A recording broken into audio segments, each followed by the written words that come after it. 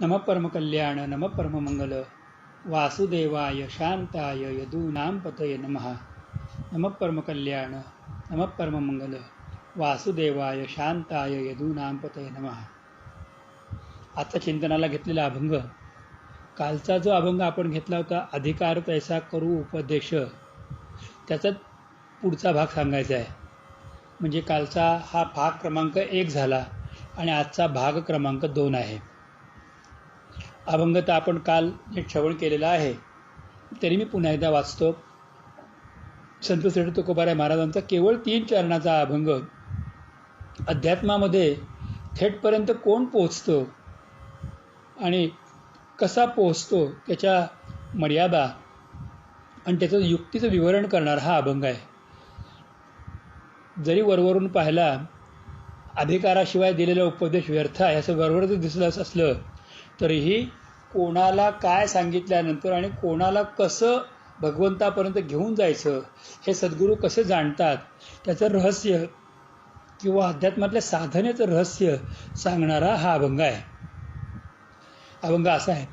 अधिकार तैसा करू उपदेश, अधिकार तैसा करू उपदेश, साहे ओझे त्यास तेची द्यावे, साहे ओझे त्यास तेची द्यावे.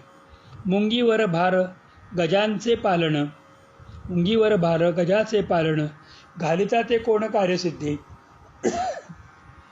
तुका म्हणे फासे वाघुरा कुऱ्हाडी, प्रसंगी तो काढी पारधी तो, प्रसंगी तो काढी पारधी तो. अधिकार तैसा करू उपदेश, साहे ओझे त्यास तेची द्यावे. वरवर पाहिलं तर हा अभंग ज्याचा जसा अधिकार आहे तसा त्याला उपदेश करावा, त्यातून त्याला पुढं मार्ग मिळतो. या चिंतनातून आपण काल याच्यावरती खूप व्यवस्थित चिंतन पाहिलेलं आहे. आज आपण पुन्हा एकदा याच अभंगावरती का बोलणार आहोत त्याचं कारण फार महत्त्वाचं आहे.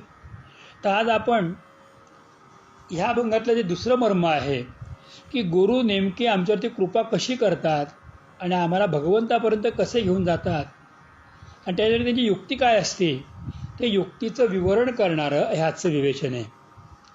त्याच्यामध्ये श्री गुरु आपल्यासाठी काय करतात आणि कोणती युक्ती करून आपल्याला शिकवतात किंवा सहज बोलणे हित उपदेश करून सायास शिकविती.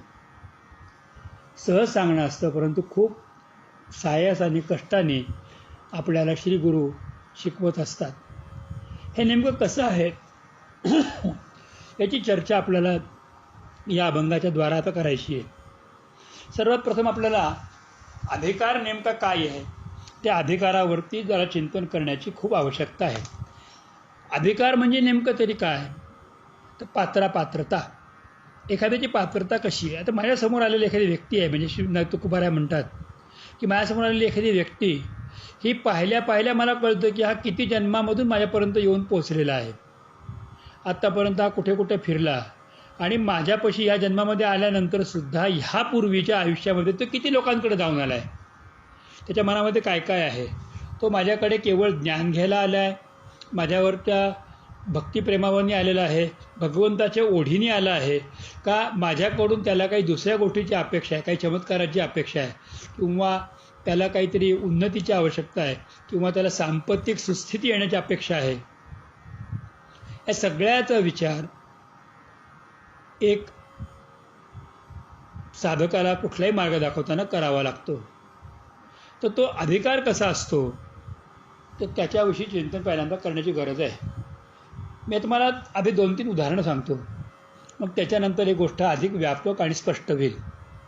आपल्याला माहिती आहे की वनामधून सहज भटकत जात असताना नारदांना वाल्या नावाच्या दरोडेखोराची गाठ पडली आणि त्या दरोडेखोरांनी नारदांना अडवलं आणि त्यांना एका झाडाला बांधलं, भीती दाखवली, आपल्या हातातली कुऱ्हाड 3-3दा उगारली, मान तोडतो सांगितलं, तुझ्याकडे काय ते देऊन टाक. आता नारदांच्याकडचं धन लुटायला तो तयार झाला. नारदांना माहिती नव्हतं का किंबहुना ह्या वाटेवरती वाल्या आहे आणि ह्याच्याकडनं आपल्याला मोठं काम करायचं आहे, ही गोष्टीची पूर्णतया जाणीव नारदांना होती. म्हणूनच मुद्दामून त्याने त्या वाटेवरती आले, कारण हे संत त्रिकालदर्शी असतात. तिथे आल्यानंतर माझ्याकडे एक वीणा आहे, बाकी काही नाही, हे तुला घेऊन टाक, ती विक बाहेर, काहीतरी तुला 2 नवे पैसे खडकू काहीतरी मिळेल तुझं उपजीविकेला. तर त्यावेळेला त्याने ती कुऱ्हाड म्हणजे विणा मागितली. नारदांनी विणेला हात घातला गळ्यातून काढण्यासाठी, पण सांगितलं की तू हे पाप कोणासाठी करतोय? म्हणजे कुटुंबासाठी. मग कुटुंबासाठी करत असेल तर तुझ्या पापामध्ये कुटुंबीय वाटेकरी आहेत का? त्यांनी सांगितलं हो वाटेकरी आहेत. म्हणजे जाऊन विचारून ये, मी तो थांबतो.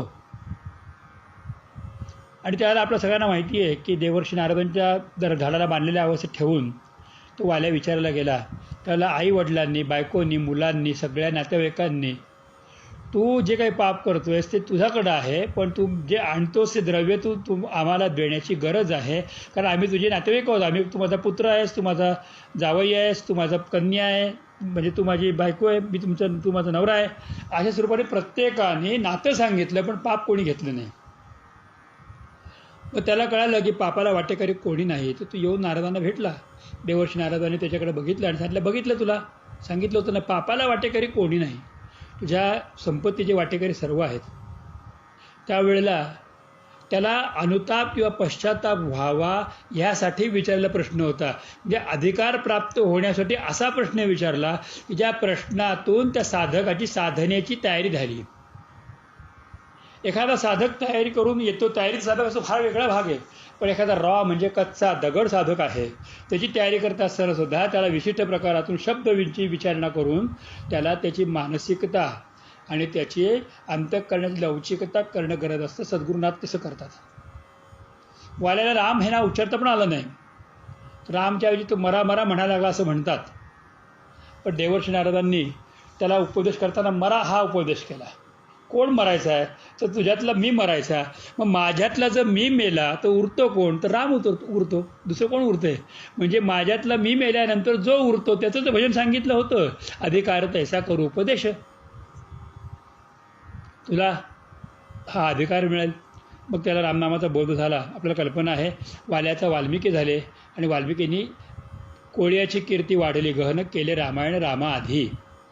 हे वाल्याबद्दलचं एक सुंदरसं रचना तुकोबारांनी सांगितली की राम प्रकट होण्याच्या आधी संपूर्ण रामायण लिहून काढलं असा हा वाल्या, की आधी पापात वाटेकरी कोण नव्हते, आता पुण्याच्याही पेक्षा पलीकडे जाऊन ज्याचं नाव एकदा उच्चारल्यानंतर संचित जमा होतं त्या रामाचं चरित्र त्यांनी निर्माण केलं. हा अधिकार दिला कोणी? सद्गुरूंनी दिला. तर अधिकार तैसा करू उपदेशाचा दुसरा अर्थ असा आहे की तू कसा का असे ना, पण गुरु अशी कृपा करतात, असं ज्ञान देतात, अशा स्वरूपाची मेख मारतात की त्या योगाने त्याला अधिकारही मिळतो आणि पात्रता मिळून भगवंतापर्यंत जाता येतं. आपल्याला कल्पना आहे की पात्र न पाहता केलेलं दान हे व्यर्थ जातं. पण श्रीगुरु पात्र न पाहता दान करतच नाहीत. ते पात्र पाहतात, ते अपात्र आहे, ते कुपात्र आहे हे जाणून सुद्धा त्याचा स्वीकार करून त्याला योग्य स्वरूपाचा मार्ग दाखवून प्रत्येकाच्या समजुतीप्रमाणे आणि प्रत्येकाच्या शारीरिक आणि पूर्वसंचिताच्या ताकदीप्रमाणे श्री गुरु त्याला पुढे जाण्याचा मार्ग उपलब्ध करून देतात. अगदी छोटासा मार्ग जरी त्याला दिला ना तरी त्या मार्गावरून तो खूप पुढे जातो आणि यथायोग्य तऱ्हेने भगवंतापर्यंत पोहोचतो. अजून एक आपण दृष्टांत पाहूयात. हा कदाचित आपण सगळ्यांना माहिती असेल, पण तरी मी आवर्जून सांगू इच्छितो की एक मुलगा आहे आणि तो मुलगा फक्त वडिलांकडनं पैसे घेतो आणि वेडेवाकडे उधळतो, खर्च करतो, वडिलांना वाटेल तसं बोलतो. वडील आता वृद्धत्वाकडे आलेले आहेत आणि वृद्धत्वाकडे आलेले वडिलांनी त्याला सुधारावं कसं या विवंचनेमध्ये आहेत. शेवटी त्याने एकदा वडिलांकडे पैसे मागितल्यानंतर वडील म्हटले, अरे तुला पैसे तर मला द्यायची खूप इच्छा आहे, तर मी जास्त पैसे देतो आज, चल. आणि म्हणून वडिलांनी अत्यंत एक जुनं ब्रिटिशांच्या काळचं अँटिक पीस असलेलं घड्याळ घेतलं, रिस्ट वॉच, हाताचं घड्याळ, आणि त्या मुलाला दिलं. हे विकू नकोस, फक्त किंमत काढून आण. तो तिथून कबाडीवाल्याकडे गेला. कबाडीवाल्याने ते घड्याळ हातावर ठोकलं, कामाला लावून वाजवून बघितलं, हे चालत नाही, ह्याच्या वजनावर काय किंमत दिली ते तुला देतो, 2 आणे 3 आणे 4 आणे काय असं देतो तुला किंमत. तिथून तो पुढं गेला, एका घड्याळवाल्याकडे गेला. घड्याळवाल्याने ते बघितलं की जुनं घड्याळ आहे, दुरुस्त झालं, चालायला लागलं, त्याची किंमत जास्त येईल. तर म्हटलं 100 रुपये देतो. विकलं नाही त्यांनी. तसाच पुढे गेला.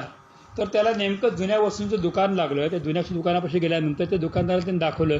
त्यांनी ते घड्याळ पाहिलं. हे घड्याळ तुझ्या मालकीचं आहे? नक्की आहे? विकायचं आहे? सही करून देतोस आणि माझ्या वडिलांचं आहे, लिहून देतोस? हो देतो. काय देणार? तो म्हणतो 5 लाख रुपये देईन. आशेने थक्क झाला. ते घड्याळ घेऊन परत आला आणि त्यांनी वडिलांना सांगितलं की 2 आणे, 100 रुपये, 5 लाख. आणि माणसं कोण कोण होती? त्यांनी माणसं सांगितल्यानंतर म्हटलं की ज्याला काहीही ज्ञान नाही तो त्याची वजनाची किंमत करतोय. ज्याला थोडंसं ज्ञान आहे तो नोटेत किंमत करतोय. पण ज्याला खरं ज्ञान आहे त्याला त्याची अमूल्यता आपोआप कळते. मग तुम्ही मनुष्य म्हणून जन्माला आलेले आहात तर तुमची किंमत किती? तर जगाच्या दृष्टीने आणि यमाच्या दृष्टीने किंमत 0 आहे. पण जर तुम्ही काही पात्र केलं, तुम्ही स्वतःला पात्र केलं, पात्रामध्ये पात्र केलं, तर बाकी तुमची किंमत 2 आण्यापासून 5 लाखापर्यंत किंबहुना अमूल्य अवस्थेपर्यंत जाऊन पोचते. मग हा जो अधिकार आहे हा कोण देतो आपल्याला? तर हा आपल्याला मिळवावा लागतो. जसं गीतेमध्ये सांगितलं की उद्धरदात्मा आत्मानम, तसा आपल्याला अधिकार प्राप्त करावा लागतो आणि त्याप्रमाणे आपल्याला जगावं लागतं, करावं लागतं. थोडीशी मेहनत करावी लागते आणि ती मेहनतसुद्धा एका विशिष्ट ध्येयाच्या माध्यमातून करावी लागते. आपल्याला कल्पना आहे की ज्या वेळेला सीतेच्या शोधासाठी सगळे वानरगण दक्षिण समुद्र तटावरती येऊन पोचले, पण कोणाला पुढे जाता येईना कारण मोठा अफाट समुद्र पाहिला. त्यावेळेला संपाती नावाच्या गिधाने यांना आधी ओळखलं आणि ओळखल्यानंतर त्यांनी सांगितलं की तुमच्यात असं कोणी बलवान आहे का की जाऊन उडत जाऊन तिथपर्यंत लंकेपर्यंत जाईल? तर प्रत्येकाने आपल्या मर्यादा सांगितल्या. मारुतरायांना आपली मर्यादाच माहिती नव्हती, ताकदच माहिती नव्हती. जांबवंतांनी मारुतरायांना तू रामाच्या कार्यासाठी जन्माला आलेला आहेस हे एकच वाक्य परवरित सांगितलं. आणि जांबवंत के वचन सुहाय, जांबवंताचं वचन ऐकल्यानंतर मारुतरायांच्या अंगामध्ये एवढी ताकद आली की ती उठून उभे राहिले आणि त्यावेळेला सुवर्णाचा देह झाला. उठून उभे राहिल्यानंतर त्याने पर्वताकार देह धारण केला आणि जय श्रीराम म्हणून सगळ्यांना वंदन करून एका उड्डाणामध्ये ती लंका पार केली. म्हणजे जोपर्यंत आपल्याला आपली ताकद कळत नाही, आपला अधिकार कळत नाही, तोपर्यंत आपण एका कोपऱ्यात बसलेले एका वानराप्रमाणे आहोत. पण ज्यावेळेला सद्गुरू रूपामध्ये जांबवंत किंवा अन्य कोणीतरी तुझा जन्म या कारणासाठी झालेला आहे हा अधिकार देतात, आपला उपदेश करतात, त्यावेळेला आपल्याला कुठं जाता येतं. पण एकच आहे की साहे ओझे ते असत त्याची द्यावे. त्याची ताकद बघून त्याची जी ताकद आहे त्या ताकदीप्रमाणे ओझं द्यायचं असतं. कुणी मुंगीच्या पाठीवरती हत्तीची झूल घालत नाही किंवा शिकारीला गेलेला शिकारी कधी सशाच्या शिकारीसाठी कुऱ्हाड वापरत नाही. तर त्याप्रमाणे काय केलं पाहिजे सद्गुरूंना बरोबर माहिती आहे. जो ज्या प्रकारे काम करू शकतो त्या प्रकारे तसाच त्याला उपदेश करावा लागतो. उपदेश हा केला जातो. आता याच्यातलं सगळ्यात महत्त्वाचं परमतत्व जे आहे ते तत्त्वाची आपण चर्चा करूया. तर अधिकार मिळण्यासाठीच्या पायऱ्या कोणत्या आहेत याच्याकडे जर चर्चा करूयात की अधिकार मिळण्यासाठी पायऱ्या कोणत्या आहेत. ते मनुष्यत्व, मुमुक्षत्व, महापुरुष हे सगळं आपण याच्यापूर्वी चर्चा केलेली आहे. आपल्याला ज्यावेळेला गुरु बघतात आणि आपल्याला अधिकार देऊ इच्छितात त्यावेळेला गुरु आपल्याला वेगवेगळ्या मार्गाने जायला लावतात. सगळ्यात पहिल्यांदा तप करायला लावतात. तू काहीतरी तप कर, मग कायेचा असेल, वाचेचा असेल, शरीराचा म्हणजे अध्यात्मातला असेल, तप करायला लावतात. कायिक तप म्हणजे एका जागी बसण्याची सवय लावून त्याच्याकडून विशिष्ट प्रकारच्या मंत्रांचा जप संख्यानी करून घेतात.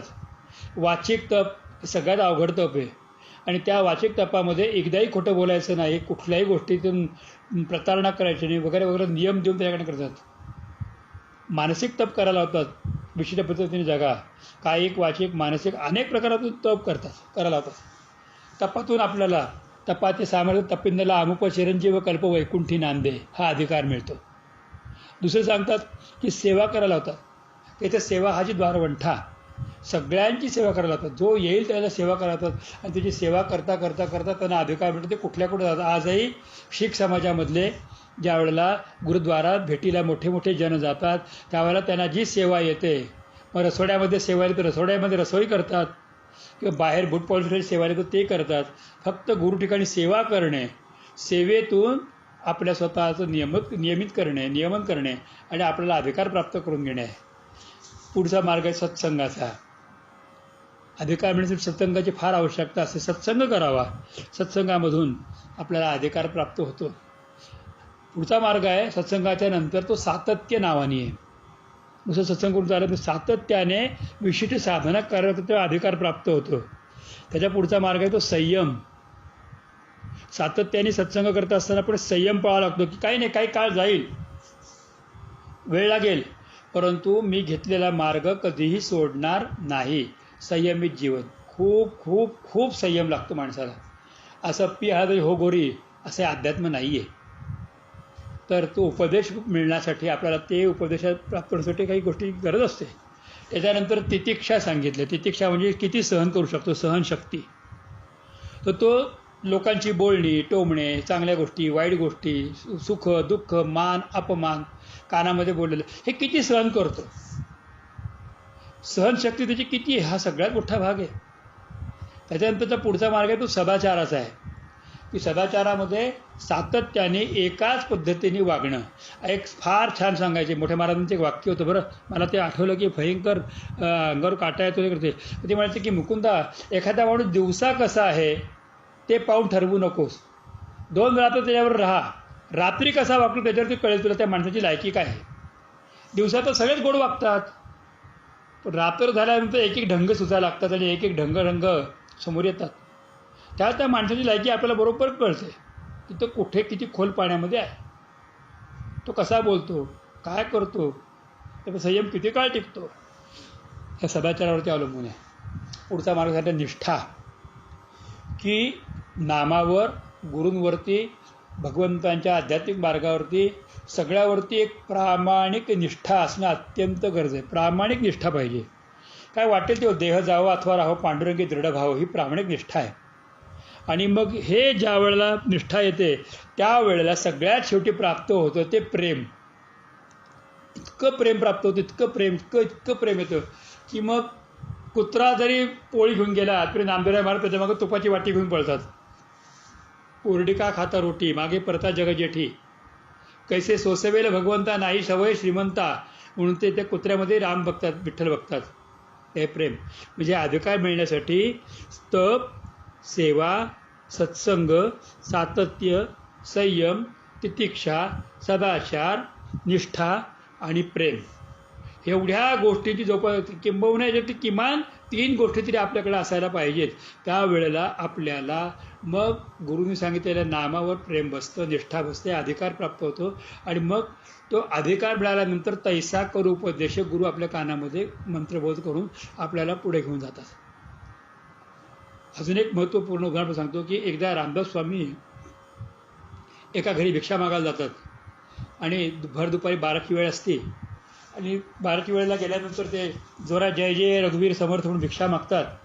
तर आतमधून एक अत्यंत सात्विक बाई, डोक्यावरनं पदर वगैरे घेऊन, कपाठाशीच कुंकू लावलेलं, गळ्यामध्ये ओवलेलं मंगळसूत्र, पायामध्ये जोडवे, हातामध्ये बांगड्या, खांद्यावरनं डोक्यावरनं घेतलेला पदर, संपूर्ण शरीर झाकलेलं, अशी पुढे येते.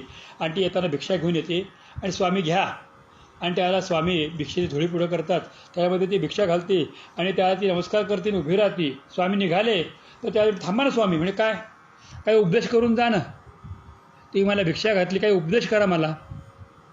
हे म्हटल्याबरोबर स्वामी तिच्याकडे बघतात आणि म्हणतात की आज नाही उपदेश कर, उद्या करीन.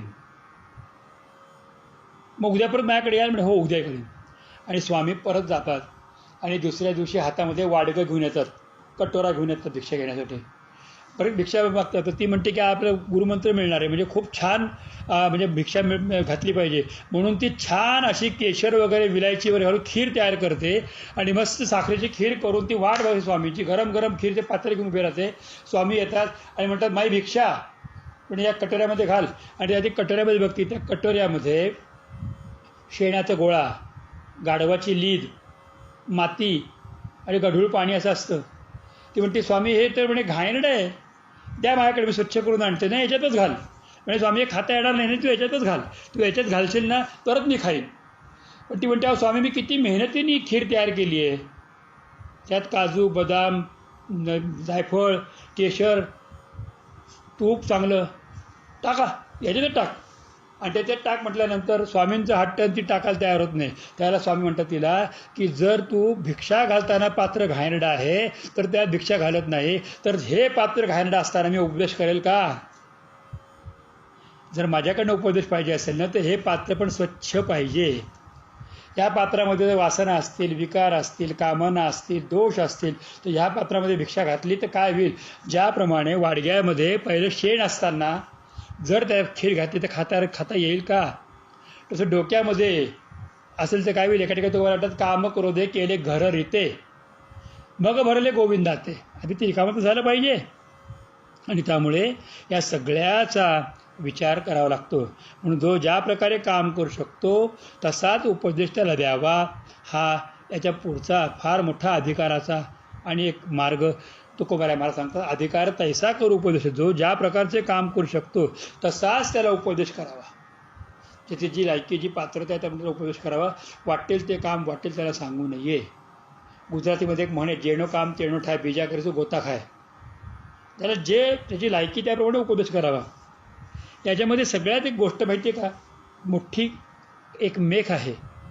आणि ती मेख कोणती माहिती आहे का? या अभंगामध्ये किंवा गुरुतत्वामध्ये किंवा गुरु नेमकं काय देतात आणि अधिकार कसा देतात त्याची जी मेख आहे ना ती इतकी सुंदर आहे की अध्यात्माची सुरुवात श्रवणाने होते आणि अध्यात्माचा शेवट श्रवणामध्येच होतो.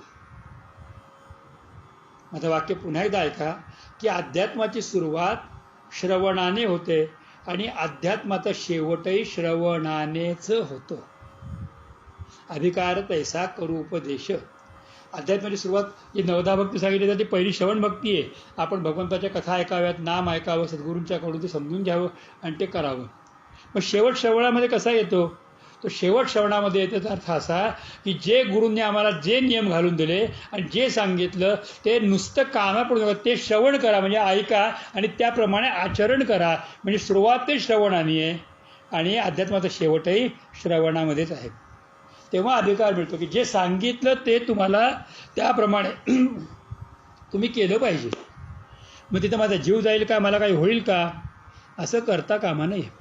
गुरु गोविंद महाराजांच्या समोर एक प्रसंग आला की तापी नदीच्या किनाऱ्यावरती राहणारी एक माता माऊली महाराजांच्याकडं, गुरु गोविंद महाराजांच्याकडं 3 दिवस मुक्कामात थांबली आणि सारखी म्हणायची, बाबा मला मुलगा नाही, मला मुलगा होऊ दे, बाबा मला मुलगा नाही, मला मुलगा होऊ दे. 3 दिवस तिला उत्तर दिलं नाही. आणि तिसऱ्या दिवशी तिला सांगितलं की तुझे बेटा चाहिए ना, एक क्या दो देता हूँ. आणि तिथं आता आपण जे मारुतीच्या समोर महादेव बघतो ते महादेवाचं मंदिर तिथं पूर्वीपासून होतं. त्या महादेवापाशी 2 आंबे पडले होते, ते घेऊन ये आंबे. आणि ते ज्याला आंबे आणायला ती बाई तिथं गेली त्यावेळेला तिचा मोठा भुजंग तिला दिसला, नाग. आणि त्यावेळेला ती बाई अर्धा तास उभी राहिली आणि म्हणजे बाबाजी इसको हटाओ, इसको हटाओ. बोले बच्चा है, कुछ नहीं करता, कुछ भी नहीं करता, तुम लेके आओ, फल लेके आओ, फल लेके आओ. अर्ध्या तासाने ते बाई डोळ्याला पदर लावला, हात जोडले, मेरे नसीब में बच्चा दिखता नहीं इसलिए बाबाजी ऐसी परीक्षा कर रहे हैं. असं करून ती बाई नमस्कार करून जायला लागली. त्याला महाराज एवढंच फक्त म्हटले की न घाबरता पुढे गेली असती तर काळाच्या पासून वाचणारी 2 पूर्तता देता आली असती. म्हणजे गुरूंनी सांगितलेलं ऐकायचं असतं आणि गुरूंनी सांगितलेलं आचरणामध्ये आणायचं असतं, तेव्हा अधिकार प्राप्त होतो. मग त्या अधिकाराप्रमाणे गुरु आपल्याला भगवंताकडे जाण्याचा मार्ग उपदेश करतात. आज एक छान चर्चा झाली. एका साधकावर चर्चा करत असताना त्या साधकाने मला एक प्रश्न विचारला आणि तो प्रश्नाने मी भारावून गेलो. म्हणजे खरंच हे ऐकतात, चर्चा करतात याचं मला वाटलं, अवश्य वाटलं. त्यांनी सांगितलं की भागवतामध्ये 3 उदाहरणं आहेत. ती 3 उदाहरणं जी सांगितली त्याच्यामधून नेमकं काय समजून घ्यायचं, तुम्हाला काय अभिप्राय आहे महाराज? पण 3 उदाहरणामध्ये खटवांग नावाचा राजा आहे की ज्याने 24 मिनिटात भगवंताला प्राप्त केलं. एक अजामिळ नावाचा ब्राह्मण आहे की ज्याला यमाकडून कळल्यानंतर 12 वर्ष तरी भगवंताला प्राप्त केलं. आणि एक जडभरत नावाचा जीव झाला की तो भरत होता, हरिण झाला आणि जडभरत झाला आणि त्याच्यानंतर त्यांनी भगवंताला प्राप्त केलं. मग भागवतातलं नेमकं सांगण्याचं प्रयोजन काय, आम्ही काय ऐकायचं? म्हटलं किती छान हा मनामध्ये अंतरंगात प्रश्न उपस्थित झाला. ज्याची भक्ती खटवांगासारखी आहे की तो क्षणात भगवंतापासून पोहोचू शकतो त्यांनी एका मुहूर्तामध्ये भगवंताला प्राप्त करावं. मुहूर्त प्राप्त होतो. पण ज्याला साधना करण्याची इच्छा आहे आणि भगवंताला प्राप्त करायला 12 वर्ष द्यावी स्वतःला आजमिळाप्रमाणे. पण बघू दिले महाराजांनी नाव, जमलं तेवढं घेऊ, काय उपभोग भोगायचा आहे, परत मानव जन्म कुठे मिळतो आहे, परत जन्माला येऊ आपण, असं जर थोडासा दुर्लक्षाचा भाग झाला तर 3 जन्मामध्ये सुद्धा भगवंत प्राप्त होईल असं नाही. जडभरतांना भगवंत प्राप्त झाला असं वाक्य भागवतामध्ये नाही. भागवतामध्ये उपदेश केला असं वाक्य आहे, सत्संगाचा उपदेश झाला. म्हणजे आपल्याला जे गुरु सांगतात ते पटकन कसं आपण स्वीकारतो हे कळलं पाहिजे. चर्चेच्या ओघावर साधकाने अजून काही चर्चा केली, त्याच्यामध्ये इतकं छान गोष्टी लक्षात आल्या की निवृत्तीने दिलेले माझे हाती म्हणजे काय, हाच तो अधिकार त्याचा करू उपदेशाचा सगळ्यात मोठा गाभ आहे बरं. की निवृत्तीने दिलेले माझे हाती, ज्ञानदेव म्हणे निवृत्ती निर्गुण दिलेले संपूर्ण माझे हाती, असं 2 वेळा निवृत्ती महाराजांचं वर्णन केलं. म्हणजे काय दिलं हातामध्ये की जेणेकरून प्रपंच आणि परमार्थ दोन्ही पूर्ण झाला. तर तुम्हाला भगवंताकडे जाण्याचा पासवर्ड दिला, मार्ग सांगितला, ते म्हणजे नाम. ते नाम जे गुरु देतात ते नाम किती छोटं असो, ते नाम सोपे रामकृष्ण गोविंद वाची सद्गुण जपे आधी, ते किती छोटं असो त्या नामावर निष्ठा ठेवा आणि त्या नामाचा सातत्याने जप करा. आणि म्हणून महाराज सांगतात की जसा शिष्य येईल त्याची ताकद कशी आहे ते बघतात आणि त्या शिष्याला तसा उपदेश करतात की तू ह्याप्रमाणे हे चिंतन कर, हे नाव घे, याचं जप कर, हा कर की हा जप तुला मग सांगितल्याप्रमाणे तप, सेवा, सत्संग, सातत्य, संयम, तितिक्षा, सदाचार, निष्ठा, प्रेम सगळं प्राप्त करून देईल आणि शेवटी भगवंत प्राप्त करून देईल. श्रवणाने सुरुवात झाली अध्यात्माची आणि श्रवणामध्ये शेवट होणार आहे. हे न विसरता कर, तुझं आहे तुझं पाशी, याप्रमाणे लक्षात घेऊन तू पुढे जा. ह्या गोष्टीकडे आपण अत्यंत सातत्याने आणि क्रियावान होऊन बघितलं पाहिजे. मग आपला तो अधिकार प्राप्त होतो. आणि एकदा अधिकार प्राप्त झाल्यानंतर जसा अधिकार आपण प्राप्त केला तसा श्री गुरु उपदेश करतात, पुढं जाण्याचा मार्ग दाखवतात. हे पुढच्या 2 ओळी अत्यंत सामान्यांसाठी आहेत. मुंगीवर कोणी गजाचा भार घालतं का? अरे तुम्ही जी लायकी मुंगीसारखी ठेवली तुम्ही, तर तुमच्या पाठीवरती गुरु कधी तुम्हाला काही भगवंतापर्यंत नेण्याचं एवढं काही करणार आहेत काय? ठीक आहे, काय पाहिजे ते देत आहेत. एक आमच्याकडे मोठे महाराज म्हणते की प्रसादी भक्त आमच्याकडे येतात. काही प्रसादी भक्त असतात, त्यांना बघितलं तर महाराजांना आनंद व्हायचा की अरे बरं झाला प्रसादी भक्त आला. प्रसादी भक्त म्हणजे काय, त्याला फक्त खायला पाहिजे महाराजांच्याकडनं, प्रसाद पाहिजे, गोडधोड खायला मिळतं, रोज महाराजांच्याकडे यायचं. हरिपाठ केल्यानंतर मुठभर खडीसाखर मिळायची म्हणून महाराजांच्याकडे यायचं. काही दक्षिणा मिळते म्हणून महाराजांच्याकडे यायचं. मग धोत्राचं पान मिळतं म्हणून महाराजांच्याकडे यायचं. काही प्रसादी भक्त असतात, पण काही हटवादी भक्त असतात, ते फक्त प्रत्येक प्रश्नामध्ये चिकित्सा करत असतात. पण काही काही निष्काम भक्त असतात, त्यांची परीक्षा घेतल्यानंतर त्यांना कठीणातलं कठीण सांगितलं तरीही ते न घाबरता ती साधना, ती सेवा, ते सातत्य करत असतात. ते भक्त असे असतात की निवृत्तीने दिलेले माझे हाती, त्यांच्या हातामध्ये गुरूंनी जे दिलेलं आहे, ज्ञानदेव म्हणे निवृत्ती निर्गुण दिलेले संपूर्ण माझे हाती, असं संपूर्ण जे काही परमतत्व आहे ते गुरु द्यायला बसलेले असतात. आणि मग गुरु नेमकं काय देतात, अधिकार कसा देतात, त्याचं विवेचनाचा सगळ्यात मोठा जो बिंदू आहे तो एकच आहे की तुम्ही कसे आहात हे गुरूंना आधी कळतं. त्याप्रमाणे गुरु तुम्हाला आधी आचरणाचा मार्ग देतात. त्या आचरणाच्या मार्गावरून चालत असताना साधं नाम देतील, मंत्र देतील, एखादी उपासना सांगतील, एखादं सातत्य सांगतील. आणि हे करता करता करता मग ज्या वेळेला अधिकार प्राप्त होतो त्यावेळेला मग ते गुरु जिथे असेल तिथे ते साधकाला भेट देतात आणि त्याला पुढचा मार्ग देतात. गुरूंची इच्छा अशी असते की खटवांग एक जन्माला नको यायला, सगळं जग खटवांग व्हावं, प्रत्येकाने भगवंत ह्याच जन्मामध्ये प्राप्त करून घ्यावा. नाही ते निदान आजामिळ तरी असावं की निदान ऐकावं. दोघांचा संवाद तिसऱ्याने ऐकला, परंतु मनामध्ये धारणा करून 12 वर्ष चिंतन केलं आणि पुढं गेला. आता आत्मदेवनाथ ब्राह्मण होता, त्याला आधी सांगितलेलं कळलं नाही, मुलांनी सांगितलं तेव्हाही कळलं नाही, पण मग नंतर कधीतरी नामस्मरण करायचं निमित्त केलं. पण आजामिळ असावं की त्याला तो तरी धरून गेला. पण जडभरतासारखं परत परत जन्म घेणं आणि जाणं आणि 3-3 जन्म घेणं हा जर प्रपंच करायचा असेल तर खरोखर काय त्याला आवश्यक, म्हणजे काय स्थिरता आहे. म्हणून मुंगीवरती कोणी गजाचा भार घालत नाही आणि त्याने कार्यसिद्धीही होत नाही. कारण कार्यसिद्धी आम्हाला करायची म्हणजे कार्यसिद्धी काय घालिता ती कोण कार्यसिद्धी. कार्यसिद्धी म्हणजे काय की आम्हाला एका जीवाला जरी भगवंतापर्यंत नेता आलं ना तरीही आमचं मोठं काम झालं की देवापर्यंत एकाला नेऊन पोहोचवलं. एक परमेश्वरापर्यंत पोचला.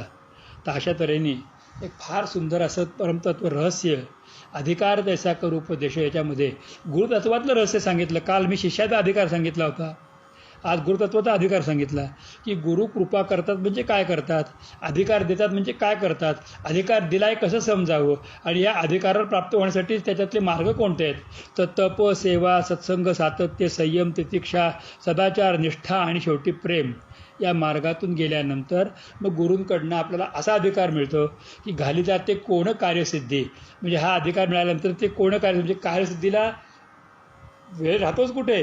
काही वेळा अशी गोष्ट असते की काही जणांनी संकल्प केला की तो पूर्ण होतो, कारण त्या पदापर्यंत ते पोहोचलेले असतात. पण काही काही लोक आयुष्यभर संकल्प करतात पण कधीही पूर्ण होत नाही.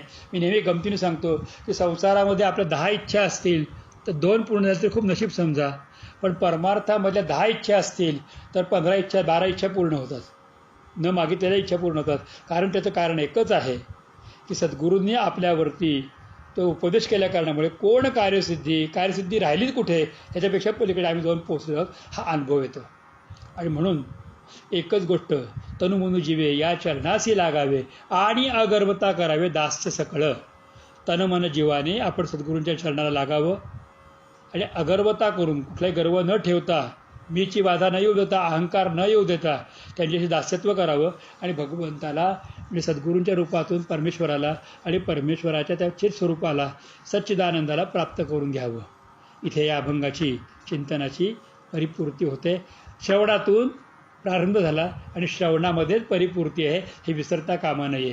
पुंडलिका वरदे हरी विठ्ठल, श्री ज्ञानदेव तुकाराम, श्री पंढरीनाथ भगवान की जय, गोपाल कृष्ण भगवान की जय, तुकोबाराय महाराज की जय, श्री गुरु गोविंद महाराज की जय, श्री सद्गुरु केशवदत्त महाराज की जय, माऊली सद्गुरु श्री मधुसूदन महाराज की जय, सर्व संतन की जय, माऊली ज्ञानेश्वर महाराज की जय.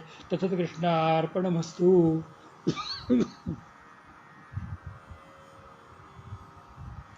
सर्वांना माझा प्रेमपूर्वक जय श्री कृष्ण, जय श्री कृष्ण, जय श्री कृष्ण.